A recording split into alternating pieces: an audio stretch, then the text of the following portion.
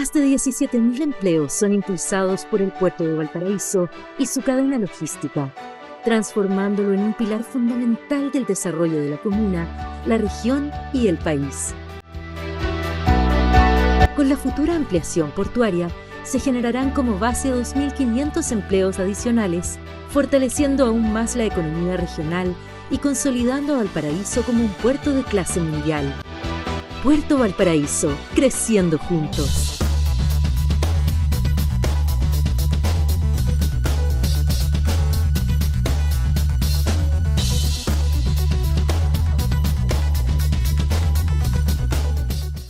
Un gusto saludarle, gracias por compartir con nosotros este programa Cita Regional, donde estamos conversando, como ocurre cada semana, con importantes entrevistadas y entrevistados, panelistas todos de nuestra región, para abordar diferentes temas de actualidad, tanto regional como nacional. Y hoy no es la excepción, así que de inmediato comenzamos a saludar a quienes nos acompañan en este Cita Regional de Quinta Visión Televisión. Raúl Celis, abogado, ex intendente regional, ¿cómo está? Un gusto tenerlo en este Cita Regional. Hola Bernardo, muchas gracias por la invitación y espero que hoy día tengamos un programa muy agradable con el resto de los contertulios. Sin duda. Paz Anastasiadis, abogada también, pero hasta el momento presidenta regional de Demócratas. ¿Hasta cuándo? Hasta que el CERVEL haga, ¿no es cierto?, la notificación oficial. ¿Cómo está? Hola, ¿cómo estás, Bernardo? Sí, efectivamente estamos de presidente demócrata, que es un partido que continúa por el momento, estamos en un proceso, pero bueno, de todas maneras hay por lo menos una congregación de personas importante que estamos con el ADN demócrata siempre permanente, así que con o sin partido en este minuto. Eduardo Muñoz, un gusto tenerlo también, un abrazo fraterno para usted. Él es, ¿no es cierto?, director de la Escuela de Administración Pública de la Universidad de Valparaíso. Así es, un saludo a todos y todas. Gusto verte, Paz. No nos habíamos topado últimamente en programa. Un saludo a todo el panel y a quienes nos ven y nos escuchan. Fernando Wilson, un abrazo también para usted, profesor de la Facultad de Artes Liberales de la Universidad Adolfo Ibáñez, ya casi, ¿no es cierto?, guardando los libros, cerrando los cajones del escritorio para salir de vacaciones. ¿Cómo está?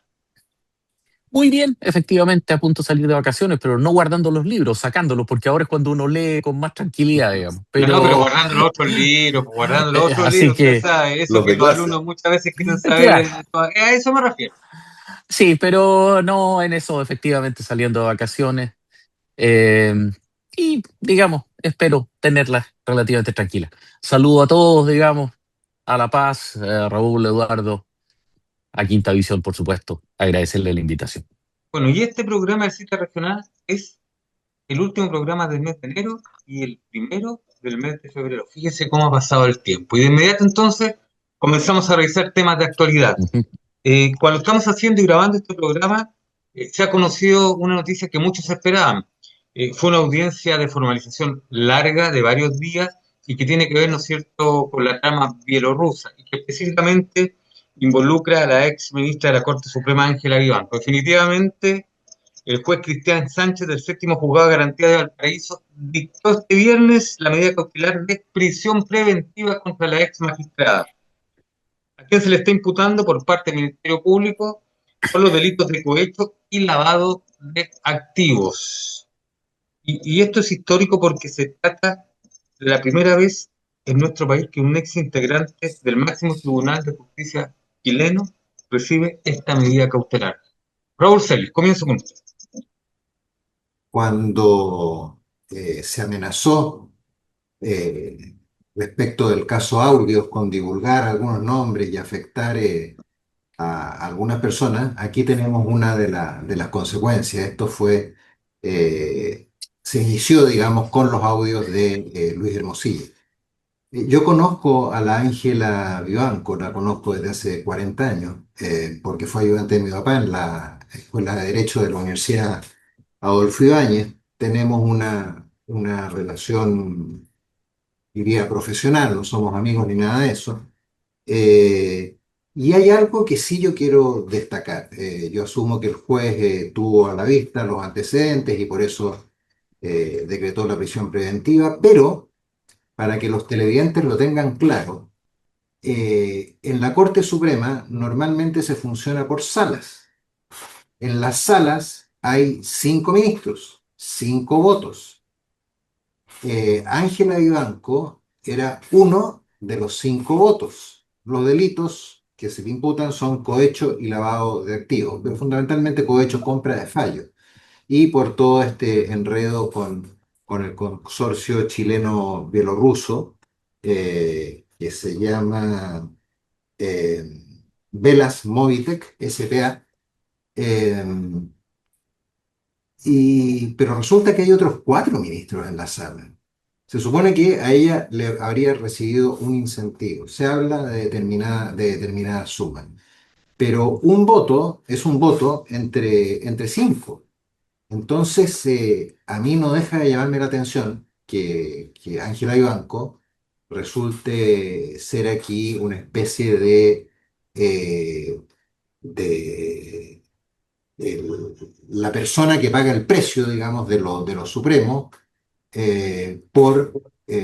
además ella no es de la familia judicial, ella entró fuera No es de por fuera escalafón. del Poder Judicial, ¿ah?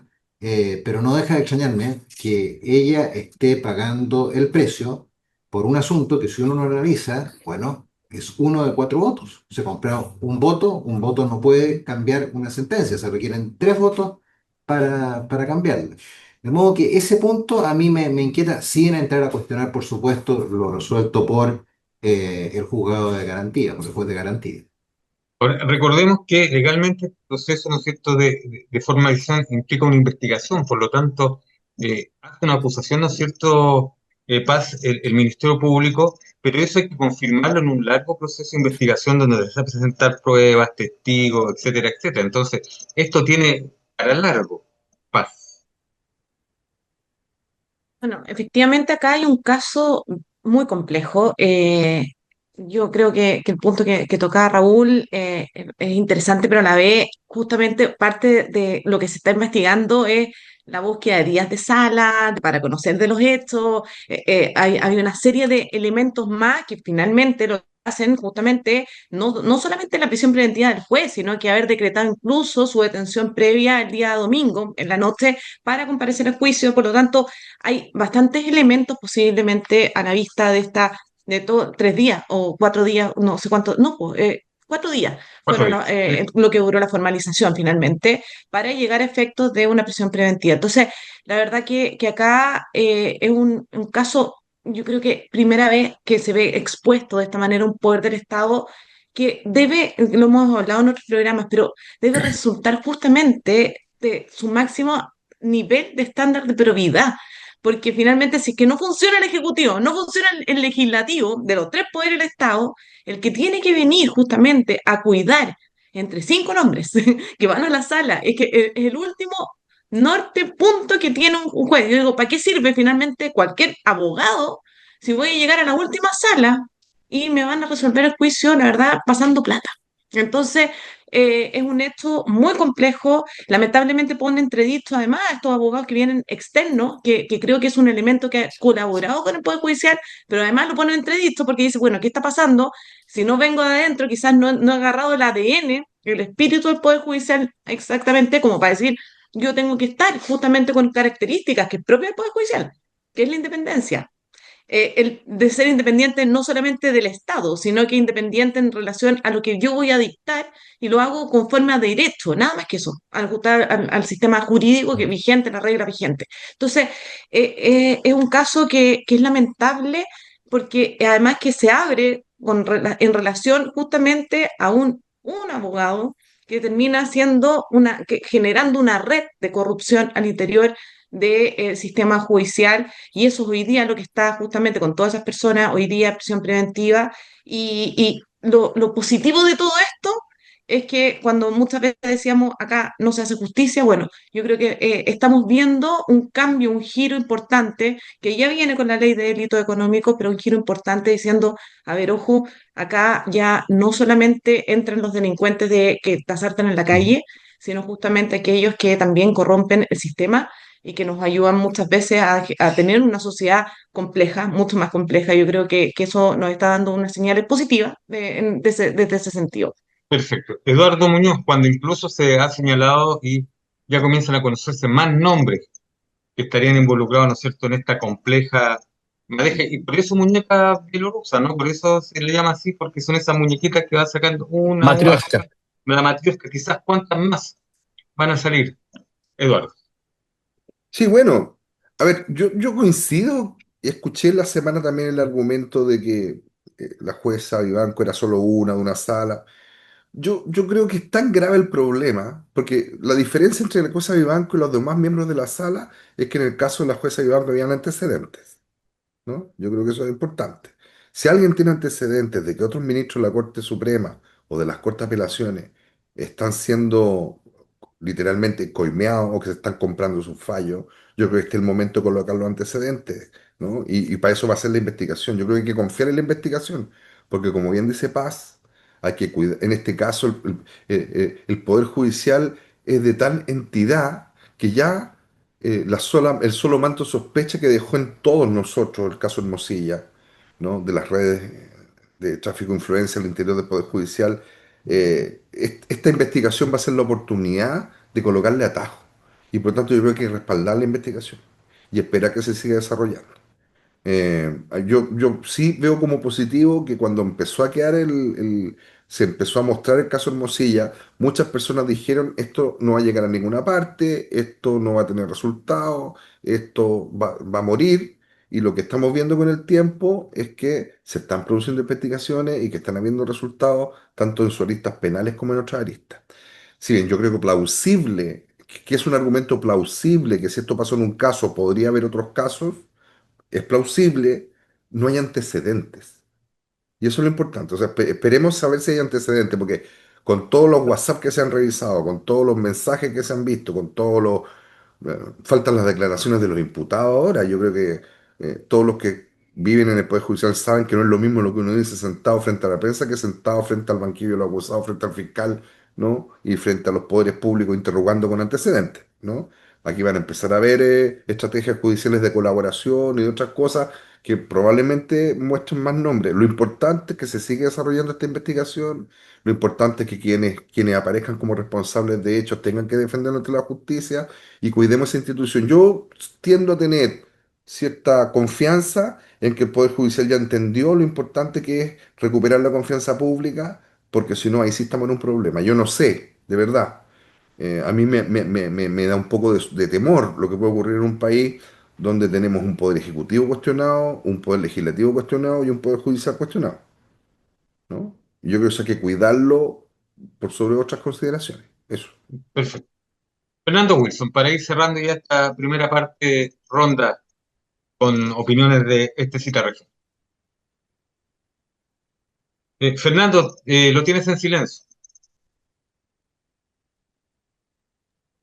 Perdón.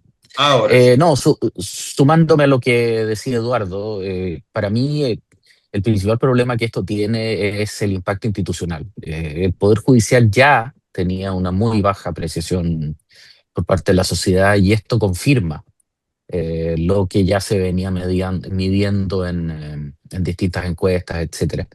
Y estamos jugando con fuego, es decir, esto es una situación que tiene que ser aclarada de manera exhaustiva. Estoy de acuerdo en que hay que esperar, porque este tipo de procesos tiene que ser llevado al viejo decir de Napoleón: tómate tu tiempo porque estoy apurado.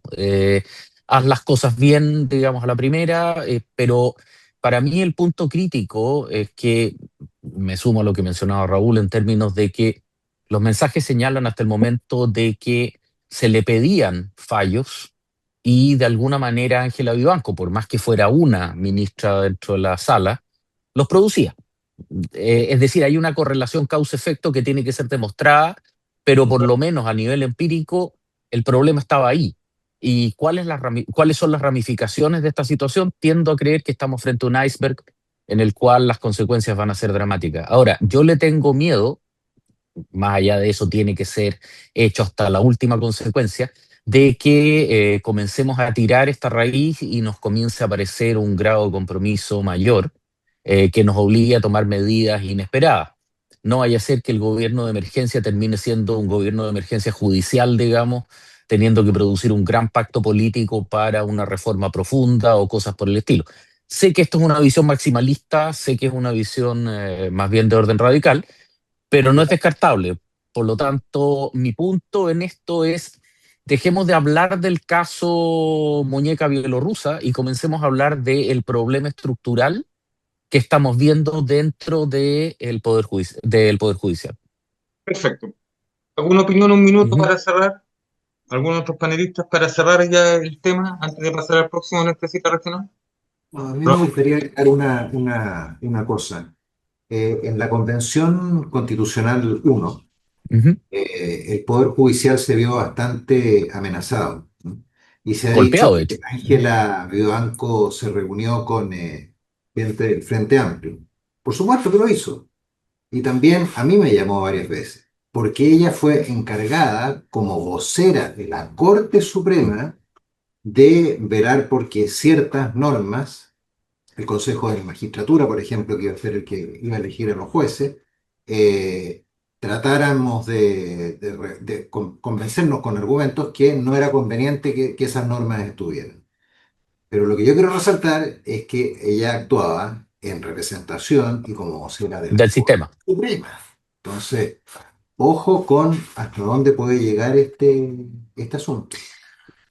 Digamos, sin Quiero el comentar detalle, a pero propósito, me perdón. refería a eso. Ah, Ujú. sí, pero a Perdón, propósito, no, en el por favor. segundo proceso constitucional, justamente tuvo obviamente ya se había visto expuesto el Poder Judicial, recordemos que en ese momento eran sistemas de justicia lo que se proponía en la Convención 1, lo que termina resuelto, no obviamente por Raúl, si estábamos dentro de quienes íbamos en el rechazo, pero en el segundo proceso, teniendo la exposición del Poder Judicial, junto con que venían de las asociaciones, etcétera, todo con el mismo relato, desde el presidente era como todo lo mismo estructura, que era un Consejo de Magistratura, se cambia eso en el segundo proceso y se dice, no, la verdad que aquí, consejo, no, esto no ha resultado en otros países, no va a resultar tampoco en nuestro país, y se logra generar un sistema de nombramiento diferenciado. Esto es una estructura diferenciada desde una estructura además jerárquica, que no se cambió eso, que era muy relevante, entendíamos, por lo menos la mayoría de los que éramos integrantes de la comisión, que era jerárquico el Poder Judicial, y que sí que debíamos dividíamos por instancia, que la judicatura se dedicara a dictar las resoluciones, la parte administrativa, entonces, generar como parte de entre nombramiento, academia y formación y justamente también fiscalización. Entonces, hicimos un cambio de sistema que hoy día está recogido de todas maneras. Se presentó un proyecto de reforma en el Congreso, pasó a segundo trámite, hoy día está en el Senado y se recogió este espíritu de la segunda convención, que yo siempre digo, o sea, segunda convención, el segundo proceso constitucional, que digo, siempre ese segundo proceso tuvo buena muerte. Ha tenido bastantes elementos que se han recogido hoy día en el proyecto y que son parte de la discusión y que son parte también de, por lo menos, de enfrentar desde un diagnóstico una solución también. Perfecto. Eduardo, ¿alguna acotación final? No, que parece que no era mentira que se necesitaba una conversación profunda respecto al sistema judicial chileno y que las cosas como se venían haciendo no estaban bien. O sea, yo creo que eso es importante, independientemente de las posiciones de cada una de las partes. Yo coincido con Paz que el proceso de la segunda convención arrojó textos más racionales y de alguna forma, más en línea con la cultura política, pero bueno, yo no sé si fue una buena muerte como murió el segundo proceso constituyente. El segundo proceso constituyente murió en los fuegos del maximalismo de la misma forma que murió el primero, solo que eran otros maximalismos nomás. ¿No? Lo que pasa es que ahora no nos queremos acordar porque queremos entrar al gobierno, pero eso fue. ¿No? Y qué bueno que el Congreso esté tomando algunas de esas cosas y las incorpore, pero yo todavía no veo una que nos una, digamos. Todavía no la veo, ¿no? Perfecto. Fernando, termino con usted un minutito. La que No, tenemos. sí, claro. A ver, es que una que nos una en un escenario de polarización es casi un oxímoron, po, o sea, es una contradicción lógica.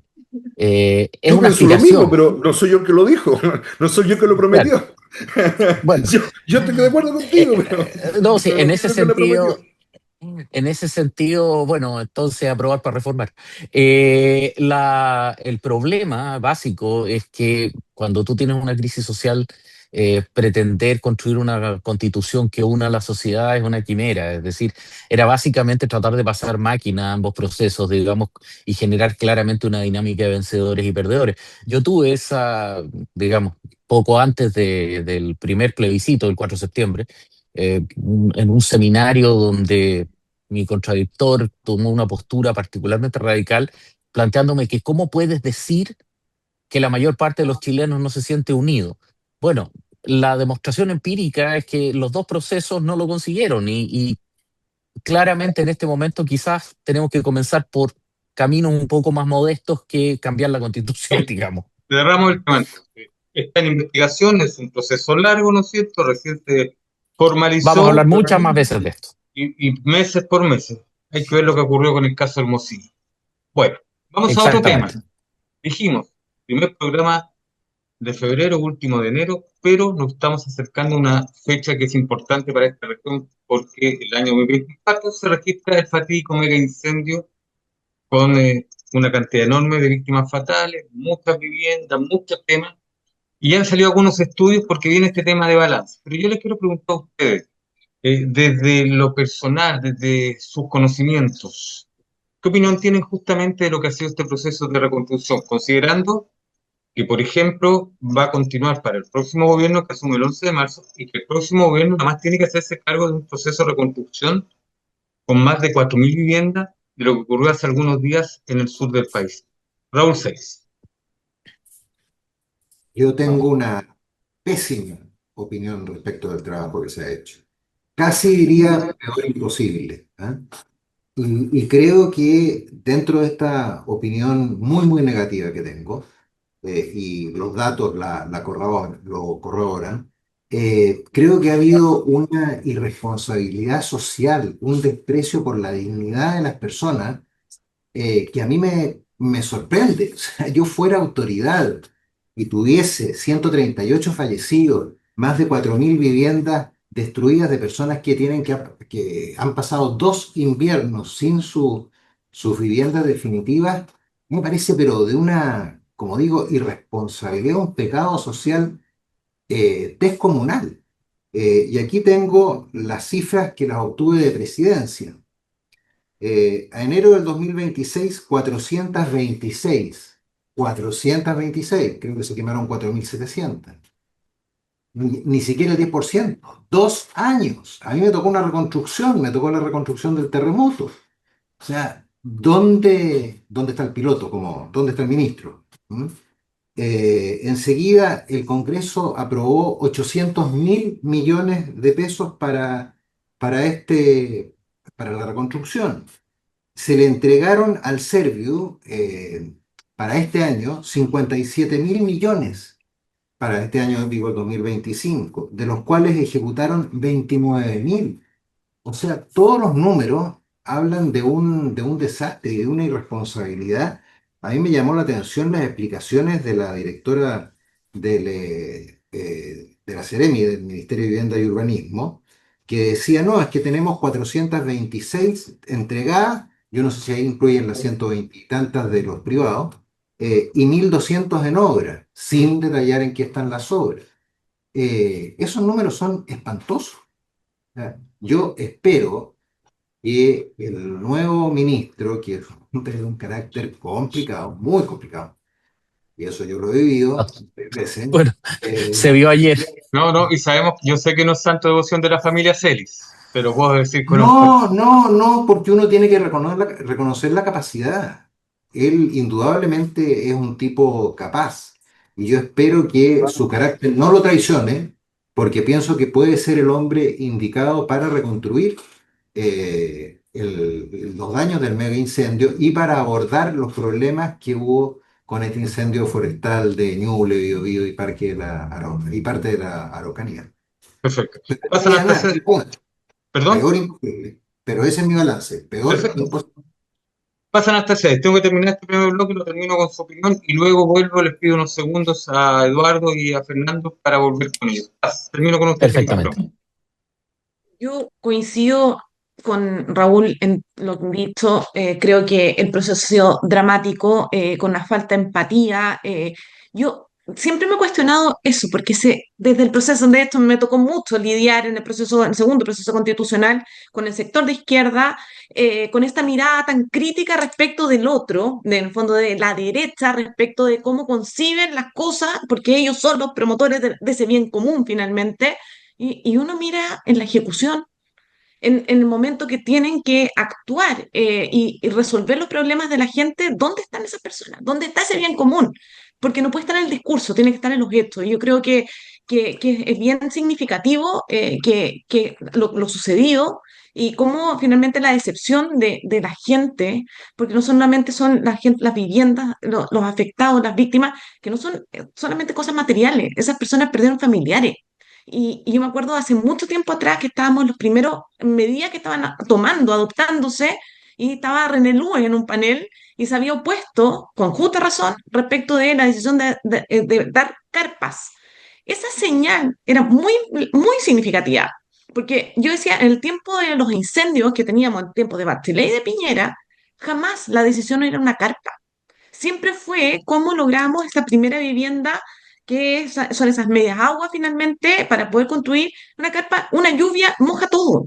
Entonces era como, una solución, rapidísimo. Entonces, desde ahí uno iba viendo, advirtiendo, que era el inicio, que ya había un error conceptual de cómo resolver los problemas y finalmente la tardanza que esto genera hoy día, claro, dicen, hay medidas adoptadas, por favor, y yo tengo de verdad mucha esperanza en la gestión que tenga Iván Pouge como ministro, porque la realidad, por lo menos cuando fue candidato, nos mostraba quiénes estábamos, pertenecíamos, de la persona que estábamos, pertenecíamos, lo apoyamos y además, en el fondo, votamos por él, veíamos en sus presentaciones cómo tenía mapeada Viña del Mar con una capacidad de gestión que la verdad que creo que justamente tiene un carácter difícil, pero creo que la gestión va a permitir que muchos entendamos que es más la gestión que finalmente el discurso.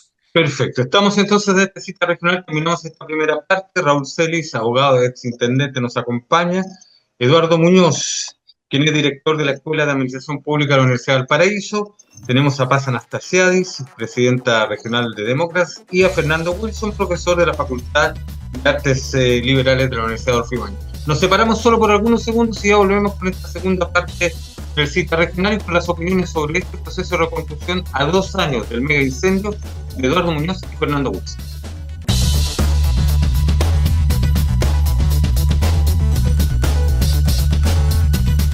Bien, retomamos entonces lo que es esta edición del cita regional correspondiente a esta semana en Quinta Visión Televisión.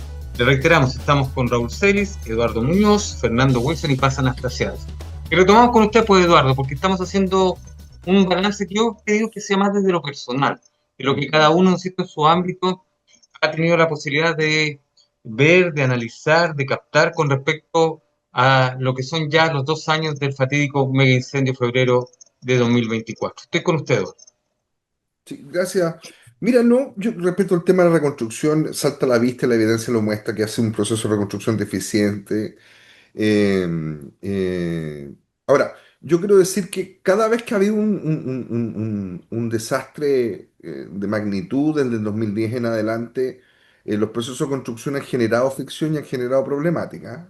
Eh, yo creo que, eh, y esto lo quiero decir porque lo he dicho muchas veces, una cosa es el retorno político y la responsabilidad política que le queda a las personas que estuvieron a cargo de la responsabilidad, mayores o menores, según corresponda, en la misma emergencia o en la reconstrucción. Y otra cosa es lo que aprendemos como país. Yo creo que ya llegó el momento, a 2 años de la crisis y de haber tenido ya varios mega incendios, cada uno más grande que el anterior, ¿no? De empezar a preguntarnos si estamos enfrentando bien este fenómeno. Por lo menos desde las políticas públicas, lo que yo he podido constatar es que en varios países del mundo, y la experiencia comparada lo demuestra, es necesario separar la función de construcción, porque ya está bien, lo que dice Raúl es cierto, la reconstrucción lleva muy bajos números pero si ustedes ven el plan de emergencia habitacional va a terminar con 230.000 viviendas construidas. Entonces, yo creo que el Ministerio de Vivienda no es un ministerio que se coordine, que se organice, que tenga la instrumentación legal necesaria para enfrentar un proceso de reconstrucción. Si ustedes ven países desarrollados como Japón o altamente casi en vías de desarrollo de nivel avanzado, de esto que se llama estados medios avanzados como Nueva Zelanda, o el caso mismo de Perú, ¿no? Acá en el norte, y otros más, no voy a dar la lista completa, pero han habido experiencias de la creación de agencias especiales para reconstrucción con poderes especiales. Porque, digámoslo, la planificación urbana y la normativa de vivienda y urbanismo están hechas para construir en periodos normales. No hay mucha normativa específica de reconstrucción en materia de emergencia. Yo creo que si el país quiere mirar al futuro de verdad en estos temas, yo me propondría en este gobierno, en este periodo de gobierno, porque ojo, ahora les va a tocar reconstruir el sur, ¿no? Y vaya a saber cuántas otras emergencias habitacionales tengamos durante los próximos 4 años, si es que se mantiene esta tendencia a la sequedad y al calor y al incendio en verano, en tomar un problema en serio y armar una agencia específica de reconstrucción con poderes especiales y que permita coordinar vertical y horizontalmente a las distintas instituciones del Estado, porque aquí ha habido un problema también de gobernanza institucional, ¿no? Y ojo con esto, ¿ah? El que crea que la gente que se siente mal y humillada por el proceso de reconstrucción solamente está enojada con el gobierno y no está enojada con las instituciones, es que tiene una anteojera. O sea, este es un tema que termina dañando las instituciones, no solamente los responsables políticos de turno. Sin duda, y digámoslo también con los municipios. Mm. Es un tema que Abs- también Sí, no se ha claro. tocado mucho, no se ha tocado mucho. De hecho, esta lista en lo judicial va por dos cauces, por llamarlo. Uno que tiene que ver, ¿no es cierto?, con quiénes son los autores o formalizados como autores materiales, que todos sabemos lo que ocurrió lamentablemente con ex voluntarios de bomberos, con gente de Senapred, con gente con AP, y el otro va a la responsabilidad que tienen las autoridades, las instituciones, cómo actuaron. De hecho, hay familias y abogados de damnificados, incluso de personas fallecidas, que se reunieron con el fiscal nacional para pedirle que apurara la causa, que va a cumplir 2 años y que ellos sienten no tiene avance en este otro ámbito, no en el ámbito, ¿no es cierto?, que va marchando de quiénes fueron los autores materiales. Fernando Wilson. No, digamos, precisamente lo que mencionaba Eduardo me hace recordar que me ha tocado dar dos versiones de un curso de análisis de procesos de gestión de poder. Y utilicé precisamente la gestión de la emergencia y las conclusiones han sido extremadamente interesantes en términos de que lo que se notó esencialmente es anomia en la conducción. No hay visión, misión ni objetivos claros en lo que es la conducción temprana e intermedia. Y precisamente el problema, y ahí calzo nuevamente con lo que menciona Eduardo en términos del castigo general a las instituciones. Primero se vio a la municipalidad completamente superada, luego el gobierno central se dio una pelea política entre ministros que aspiraban a candidaturas senatoriales por la región. Recordemos que la ministra Maya Fernández, luego pasó la ministra Camila Vallejo, luego se nombró un gerente del que nunca más se escuchó hablar, y finalmente el tema desapareció. Y un elemento súper interesante en ese aspecto es que la reconstrucción se convirtió en un objeto radioactivo que nadie quiso tomar, hasta que finalmente quedó totalmente huérfano, residiendo en distintas autoridades sectoriales, ninguna de las cuales quiere cooperar con las demás para que nadie les tire, entre comillas, el peso completo del proceso de la reconstrucción y pasar a ser el responsable del desastre. Y al final del día, la gran conclusión es que mientras la victoria tiene muchos padres, la derrota siempre es huérfana. Y en este caso en particular, el gran problema que se comienza a notar desde muy temprano es la anomia. Nadie se hizo cargo. Y ahí es donde efectivamente una agencia de desastre puede ser extremadamente práctica en términos de que haya alguien responsable por defecto en la gestión. Y un último elemento que es bastante interesante es que la gestión o manejo de desastre en Chile está fuertemente orientado a los terremotos, que es un evento de muy rápida ocurrencia, dentro de lo cual la contención es inmediatamente posterior. Pero nuestras estructuras institucionales están singularmente mal calificadas para manejar desastres de carácter continuo, de carácter prolongado, incendios e inundaciones. Porque como el terremoto ocurre en 3 minutos, se comienza inmediatamente a manejar, pero no sabemos y no tenemos herramientas ni distribución de autoridad para manejar desastres continuos en los cuales hay que actuar sobre el desastre. Y ahí ha quedado claro en los incendios y en el caso de las inundaciones, recordarán ustedes del Norte Chico, hace algunos años atrás. Al final del día es quién es el responsable, y discúlpenme que me ponga portaliano, digamos, quién es el que grita y quiénes son los que obedecen y escuchan. Y termino con una frase espectacular que me dio un analista político argentino que decía que la gran diferencia entre ellos y nuestro país es que cuando tres argentinos se quedan atrapados en un ascensor, pelean entre ellos por ser quién es el que manda, mientras que los tres chilenos se quedan callados, mirando el techo, esperando a que alguien mande. Mientras no tengamos resuelto el problema de definición de una autoridad con capacidad ejecutiva, esto va a continuar repitiéndose, más allá de las implicancias de cambio climático o las circunstancias que se quieren entregar. Nuestro sistema no está orientado a manejar catástrofes de carácter continuo. Ahora, hay un tema que trató Eduardo y que creo que vale la pena seguir ahondando porque, claro, el gobierno que viene, que asume el 11 de marzo, se va a topar con este proceso de reconstrucción de Ñemar y con lo que viene, ¿no es cierto?, en el sur. ¿Cómo va a ser? ¿Estará preparado para afrontar estas dos situaciones que van a ir de la mano cuando incluso, disculpe, hemos escuchado, ¿no es cierto?, a damnificados del sur que dicen, tenemos miedo porque no queremos que nos pase lo mismo que pasa en la región de En Viña. Valparaíso o en Viña del Mar? Raúl Celis. Sí, yo discrepo un poco de lo que estamos hablando, de la creación de un organismo. Puede que tenga utilidad, pero discrepo porque me tocó la reconstrucción después del terremoto, de las aldeas que construimos, la energía que tuvo el presidente, el expresidente Piñera para esa reconstrucción. Me tocaron incendios también, esas 426 casas que se ufanan de haber construido, que como gran logro en 2 años, nosotros creo que en menos de 6 meses, tuvimos 426 viviendas por Febrero de 2013. y el Día del Amor, era el Día del Amor, me Sí, pues. acuerdo. Fue cerca del Día de San Valentín. Entonces, puede que colabore, pero aquí hay un problema de gestión del gobierno actual y de, como digo, de irresponsabilidad social, si esta es una cuestión que atenta a la dignidad de las personas. Yo lo encuentro, pero muy, muy delicado. La misma irresponsabilidad que se ve respecto de la toma de San Antonio, donde también de manera irresponsable llegan y salen con una solución fácil: voy a expropiar. ¿Cuánto voy a expropiar? Porque hasta eso se hizo mal. Voy a expropiar más o menos la mitad. De las 215 hectáreas voy a expropiar 110. Y el resto lo dejo como paños aislados. ¿Qué es lo que ocurre? Termina demandando la empresa a la que le expropiaron, termina demandando al Ministerio de Vivienda y Urbanismo. Y leía yo en qué está, cuánto se ha recuperado de las otras 105 hectáreas que no fueron expropiadas. 18. 18 de 105.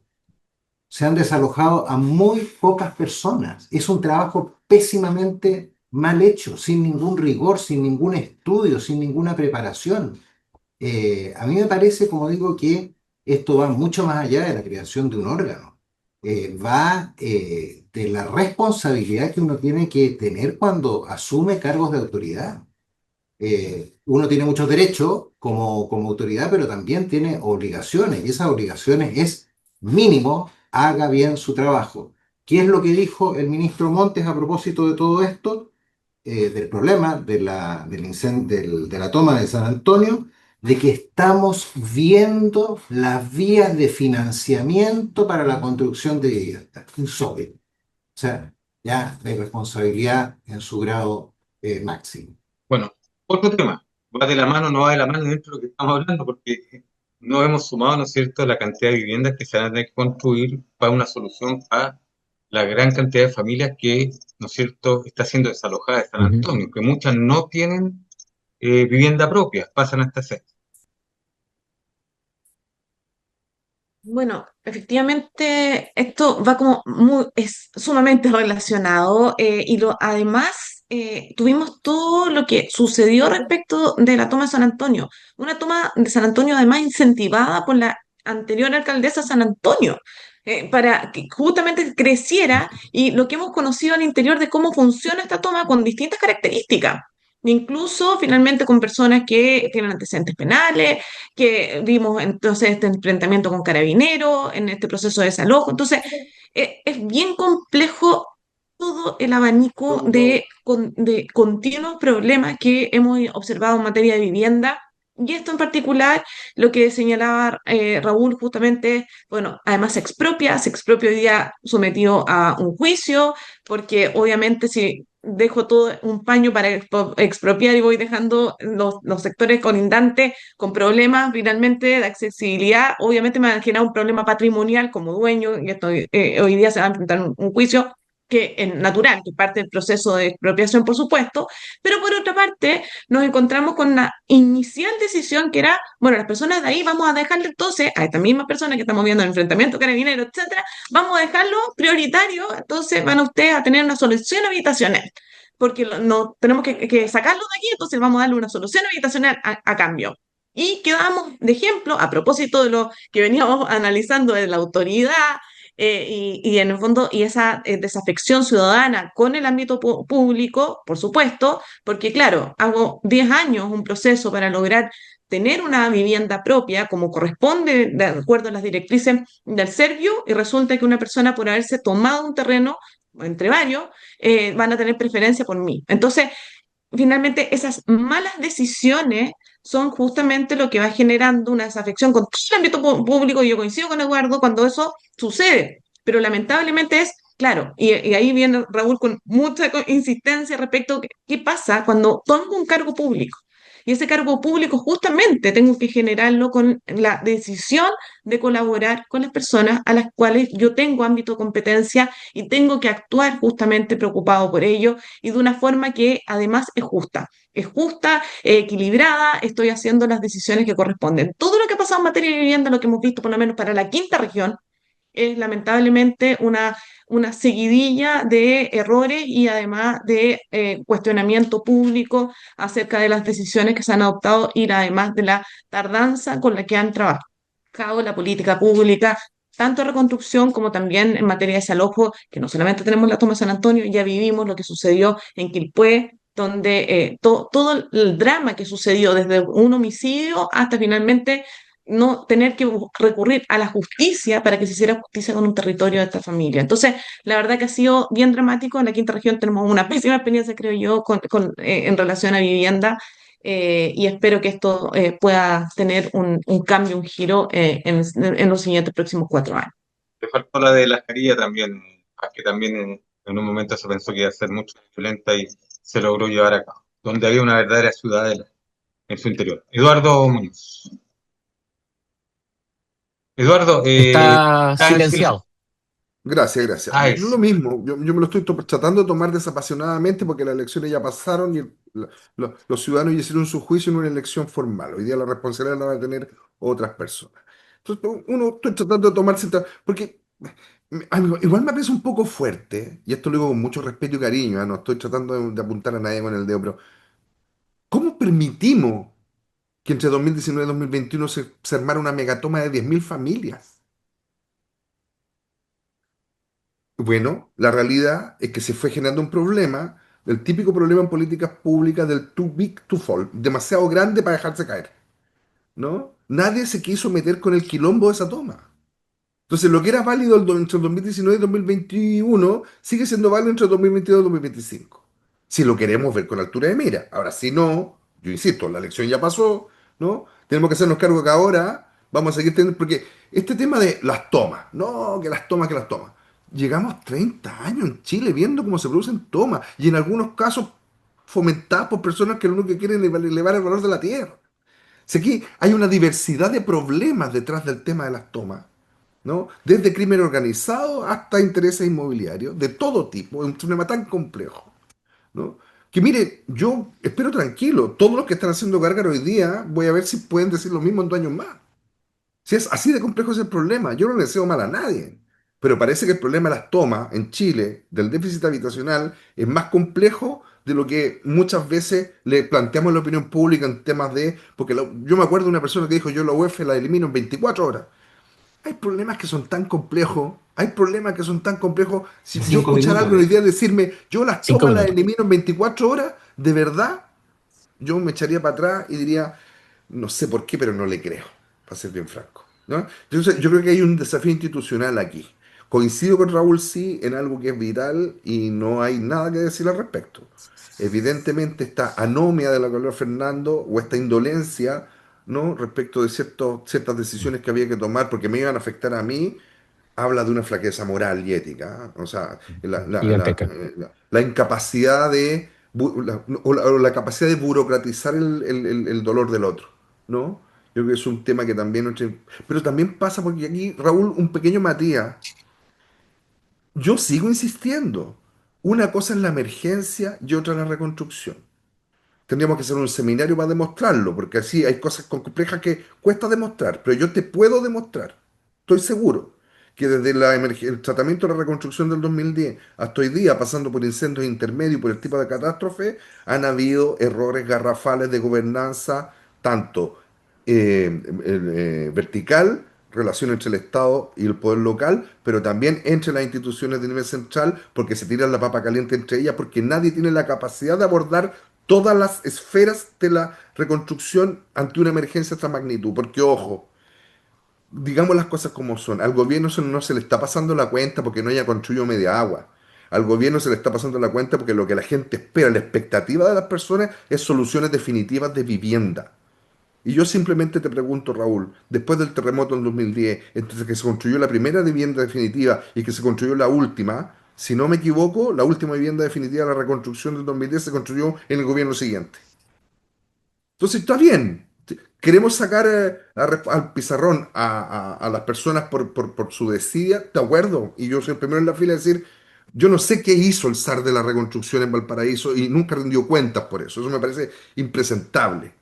Pero rasquemos la superficie, vamos al problema de fondo. ¿Tú realmente crees, Raúl, o Fernando, o Paz, ¿no? Que este gobierno va a resolver el tema a una velocidad increíble con las instrumentos jurídicos que hoy día tienen?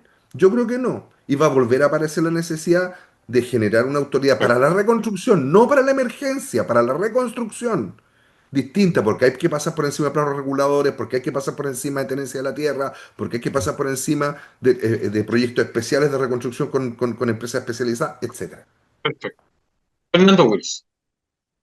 A ver, un matiz a lo que menciona Eduardo. Yo puedo estar de acuerdo en términos generales con que el ecosistema político chileno es tremendamente burocrático, frondoso, difícil.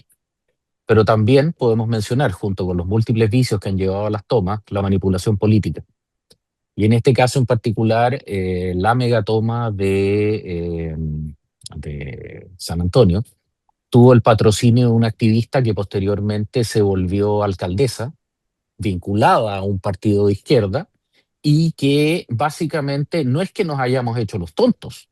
Esa toma fue fomentada, fue criada, fue cultivada con el objeto que se volviera too big to fail. Es decir, a mí me llama profundamente la atención que se presenta la toma de San Antonio como un hecho espontáneo, cuando definitivamente no solamente no lo es, sino que se ha demostrado con los distintos, por favor, hecho por el propio Ministerio de Vivienda, con los distintos catastros, con que hay una enorme mayoría de casas que son monohabitacionales, hay cerca de un 20% que son segundas viviendas, es decir, la imagen del allegado sufriente en la toma de San Antonio definitivamente parece ser minoritaria. Es decir, tenemos una enorme manipulación política que fue criada precisamente en los años que Eduardo menciona. No es casualidad que haya sido 2019-21. O sea, estallido, pandemia, octubrismo desatado y un largo etcétera. Ahí podemos entrar en el debate qué es lo que es el octubrismo, pero para eso necesitamos un seminario donde lo vamos a pasar chancho seguramente con Eduardo, pero el hecho concreto es que todo el mundo entiende a lo que me estoy refiriendo. Ahora, también no me parece muy elegante esto de decir, ahora voy a comer cabritas y ver cómo lo hacen ustedes, porque es un empate penca, digámoslo en buen No, si yo estoy castellano. de acuerdo con eso, por eso Pero, no voy a hacer eso, por eso estoy haciendo ya, propuestas, ¿no? ahora, Lo que digo en yo esa, es cuidado nomás, pues, cuidado, sí, porque ya lo vivimos. ahora, yo no conozco a Iván Poduje, no tengo, digamos, el gusto o el placer, pero sí conozco gente que lo conoce y que me dicen que es el caso clásico de una persona a la que hay que tener ocupada. Cuando está ocupado, hace cosas realmente magníficas. Cuando está aburrido, se convierte en el niño terrible, y eso me lo han dicho 2 o 3 personas ya. Por lo tanto, yo le tengo bastante fe. Yo sé que es un paquete completo en el cual hay que quedarse con su capacidad de gestión y su conocimiento territorial junto con su lengua, que a veces es un tanto viperina, pero el hecho concreto es que me parece que dentro de los modelos de liderazgo chileno, donde estamos acostumbrados a tener zares, digamos, o patrones de fondo, estilo dueños de la querencia, digamos, que andan pateando gente para producir resultados, no es muy elegante, definitivamente no es democrático, pero pareciera ser que en Chile funciona. Veamos qué es lo que ocurre.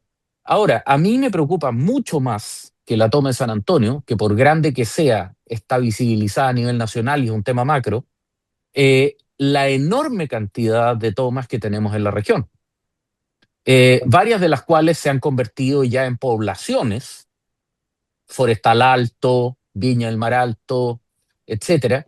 Cada vez que uno va en auto por el troncal sur en dirección al interior, ve que aparecen casas nuevas, pasado el puente, digamos. Vale. Es decir, hay gente que está lucrando con esto. Ya no existe la toma elegante o la toma romántica de los 60, guiada por la miseria, digamos, al más puro estilo de Humillados y Ofendidos de Víctor Hugo, sino que por el contrario nos encontramos con negocios inmobiliarios Bien. informales donde meten máquinas, lotean, etcétera.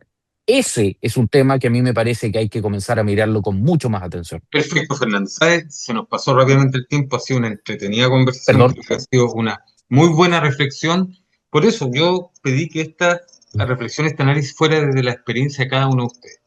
Y creo que lo hemos logrado. Ujú. El señor director me dice, estamos casi en el tiempo, pero terminemos a la antigua. La antigua decía que este programa lo terminamos con 30, 45 segundos con un tema que cada uno quisiera exponer. Termino así con usted, Raúl Ceres.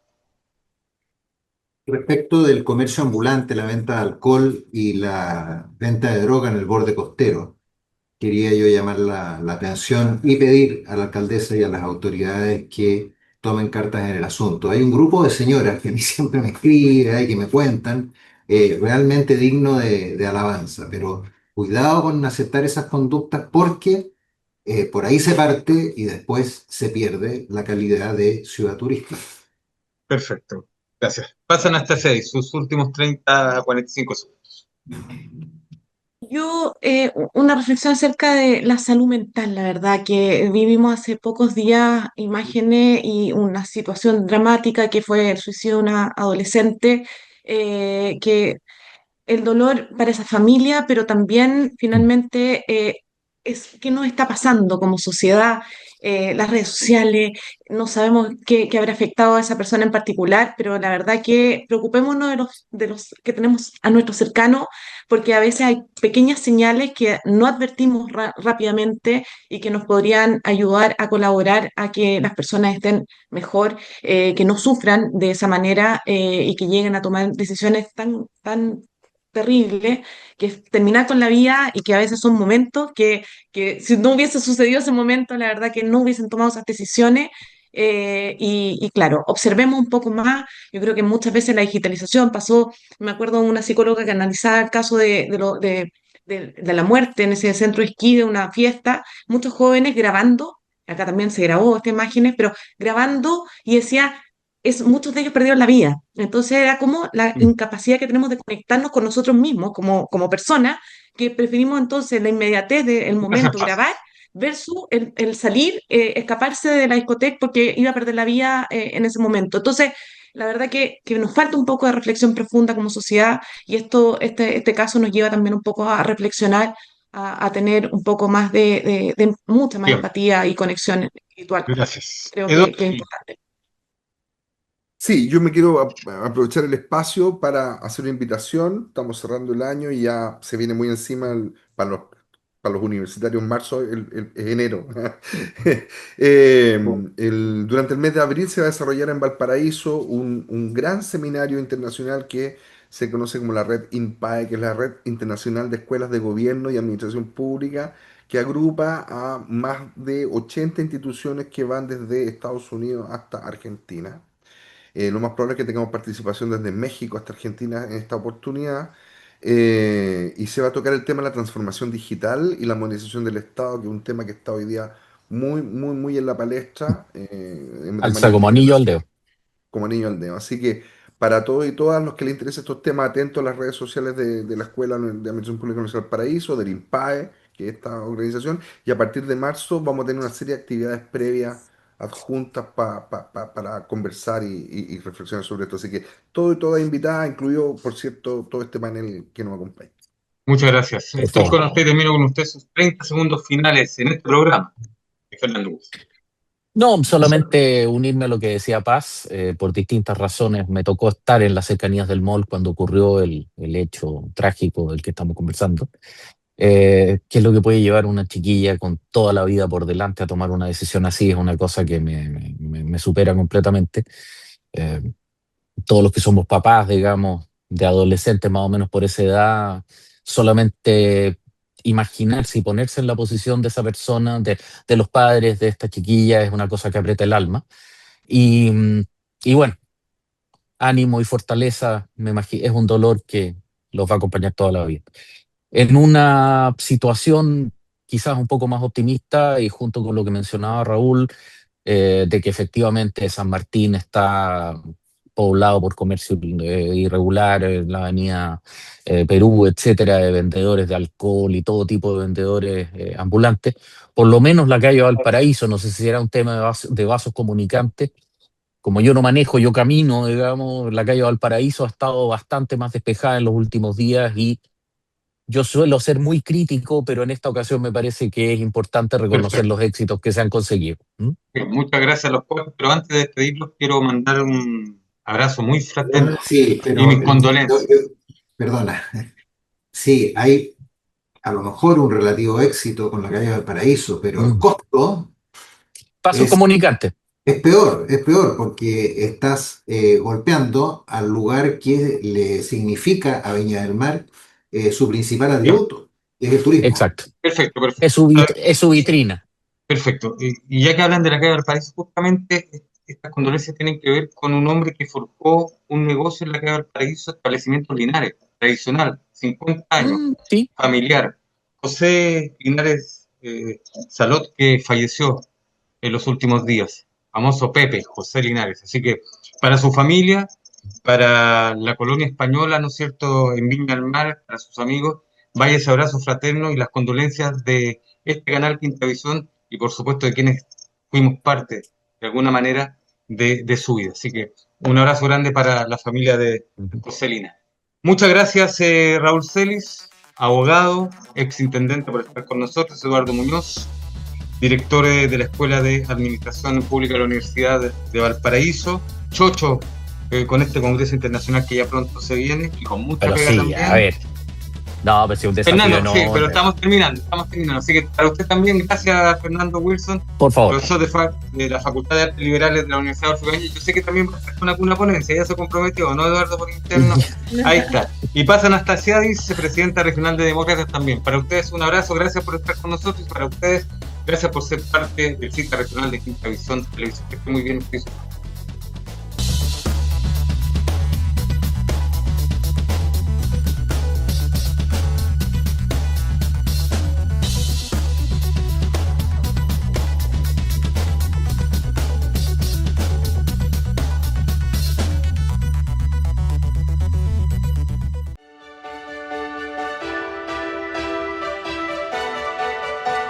Más de 17.000 empleos son impulsados por el puerto de Valparaíso y su cadena logística, transformándolo en un pilar fundamental del desarrollo de la comuna, la región y el país.